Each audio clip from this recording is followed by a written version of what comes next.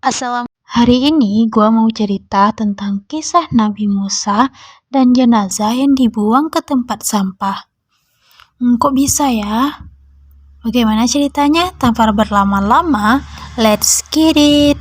Pada zaman dahulu, seorang laki-laki hidup di tengah Bani Israel. Sebutlah ia Fulan.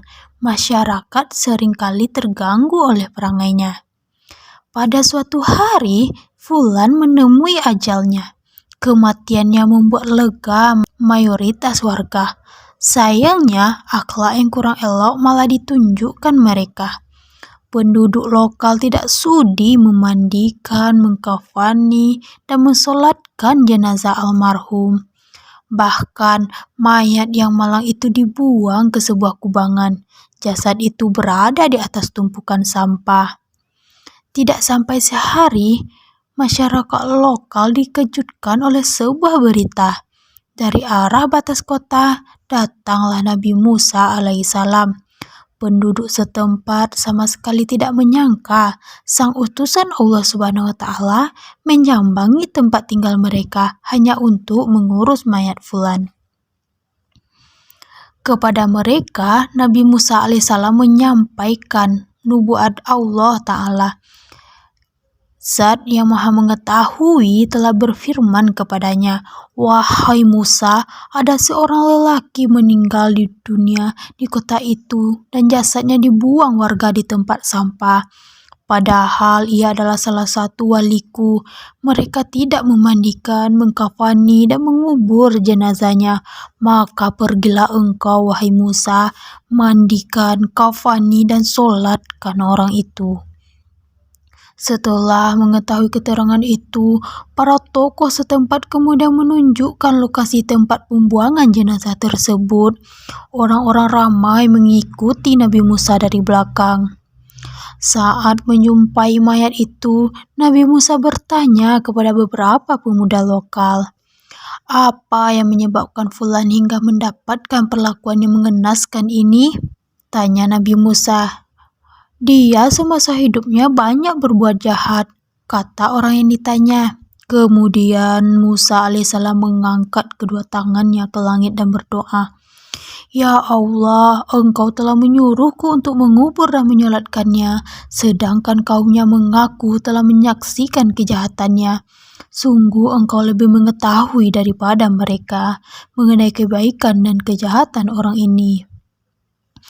Allah berfirman kepada nabinya, "Wahai Musa, apa yang disampaikan mereka adalah benar, namun mereka tidak mengetahui doa yang dipanjatkan orang itu kepadaku menjelang wafatnya.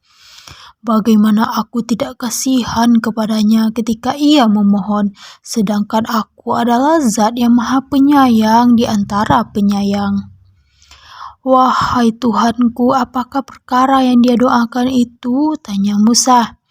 Allah Ta'ala menjawab, menjelang matinya orang itu berdoa, "Wahai Tuhanku, Engkau mengetahui bahwa hatiku tidak menyukai maksiat, walaupun aku melakukan maksiat dan perbuatanku itu didorong 3 hal, yakni hawa nafsu, teman yang buruk, dan iblis yang terkutuk. Mereka menjerumuskanku ke dalam maksiat. Engkau mengetahui semua yang ada di dalam diriku, semua yang kuucapkan, maka ampunilah diriku. Wahai Tuhanku, sesungguhnya Engkau mengetahui bahwa aku bermaksiat dan bergaul dengan orang-orang yang suka berbuat dosa, padahal dalam hatiku lebih suka menemani orang-orang yang soleh. Wahai Tuhanku, sesungguhnya Engkau mengetahui bahwa orang-orang soleh lebih kucintai daripada orang-orang yang fasik. Seandainya ada 2 orang, yang satu baik dan yang lain yang jahat, maka niscaya kudahulukan kepentingan orang yang baik. Wahai Tuhanku, sesungguhnya seandainya Engkau memaafkan dan mengampuni dosa-dosaku, niscaya para wali dan nabimu akan bergembira, dan sedihlah setan. Apabila Engkau menyiksaku karena dosa-dosaku, niscaya bergembiralah setan dan sedihlah para nabi dan walimu.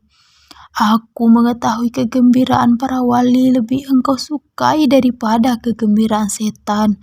Maka ampunilah aku ya Allah, sesungguhnya engkau maha mengetahui segala kejujuran yang kukatakan. Maka kasihanilah diriku. Setelah mengetahui akhir hayat Fulan, Nabi Musa segera melaksanakan pengurusan jenazah itu secara sepatutnya. Melihat itu, masyarakat mulai menyadari kekhilafan mereka, sehingga mereka turut serta dalam mengurus sang mayit. Allah berfirman kepada Rasul Ulul Azmi itu, "Wahai Musa, lakukanlah apa yang telah kuperintahkan kepadamu, karena aku mengampuni dia dengan kehormatannya, siapa yang menyolatkan jenazahnya dan menghadiri penguburannya." Itulah kisah singkat tentang jenazah yang dibuang ke tong sampah.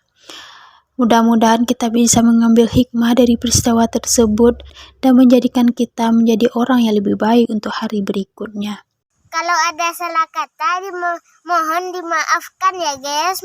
Jangan lupa like, share, dan subscribe ya guys. Terima kasih. Assalamualaikum. Bye-bye. Bye-bye.